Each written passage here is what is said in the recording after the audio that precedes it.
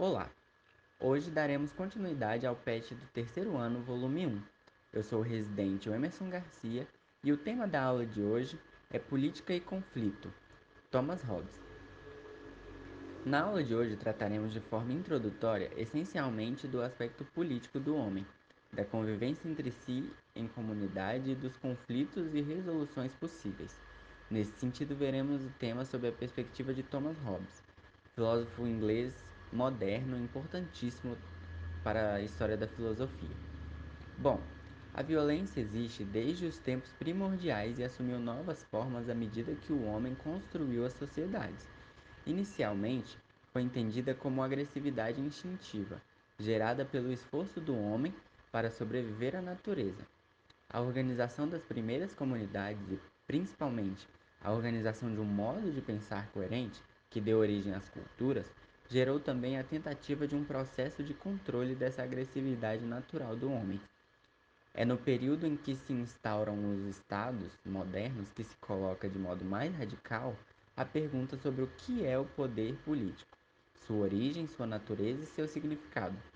Pergunta que traz consigo várias reflexões e que hoje nos interessará a reflexão sobre a violência, já que esta poderá ser utilizada como estratégia para a conquista e manutenção do poder, como afirma Maquiavel em O Príncipe.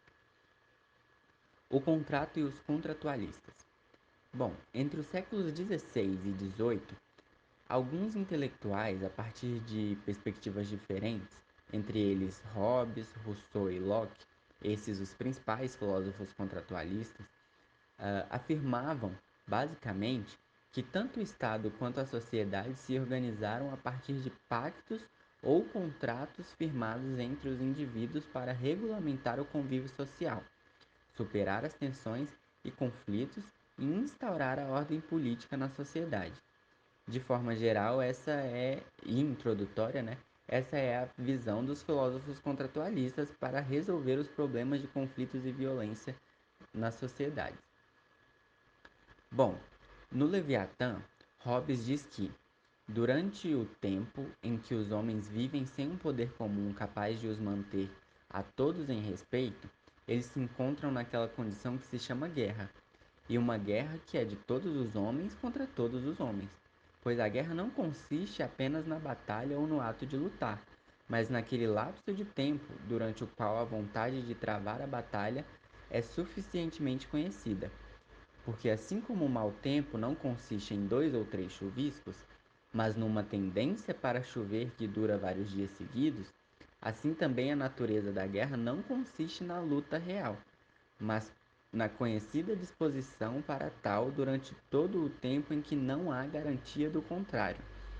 Ou seja, no tempo em que não há garantia do contrato que civilize esses homens e que apare todas essas questões de conflito, o homem estará nessa predisposição à guerra, né?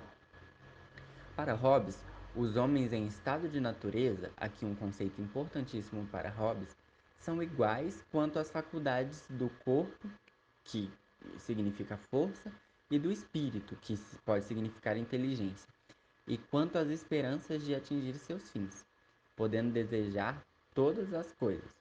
Os fins são, basicamente, a própria conservação e sobrevivência, mas também podem ser apenas o deleite, dominado por suas paixões, desconhecendo as intenções e desejos dos outros em relação a si próprio.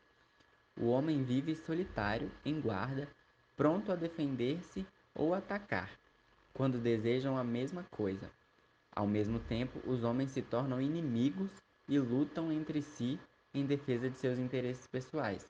Ou seja, o estado de natureza é o estado do homem em que ele não tem algum meio ali para algum contrato ou alguma convenção que o mine de se comportar em guerra. Ou seja, ele vai estar sempre em estado de natureza quando não estiver algo para controlar esse estado. Ele vai estar sempre em busca de guerra e de defender os próprios interesses. Bom, nessas circunstâncias, a melhor garantia contra a insegurança é antecipar-se às possíveis atitudes do outro, subjugando-o pela força e pela astúcia, e ampliando assim o domínio sobre os outros, né? Até conseguir a supremacia. Pode-se entender bem isso naquele ditado popular que diz que a melhor defesa é o ataque. O que se tem, então, é um ambiente de tensão permanente. Enquanto não se criam os mecanismos capazes de conter a força e equilibrar os desejos, ou seja, os contratos, os homens se encontrarão predispostos à luta, na condição de guerra de todos os homens contra todos os homens. Um conflito que não consiste unicamente na batalha, no enfrentamento ostensivo, mas numa atitude, tendência ou disposição constante para essa luta. Enquanto não houver garantias para a convivência, ou seja, o contrato que para Hobbes se traduz na forma do Estado, se faz presente mais um ditado: o homem é o lobo do homem. Isso é, o homem estará sempre à caça de si mesmo em busca dos seus interesses, até que o contrato, seja pela visão de Hobbes na visão do Estado, ou de Rousseau ou de Locke, chegue para apaziguar esse estado de guerra constante, essa tensão constante que o homem vive. Bom, essa é a aula de hoje. Espero que tenham gostado. Até a próxima.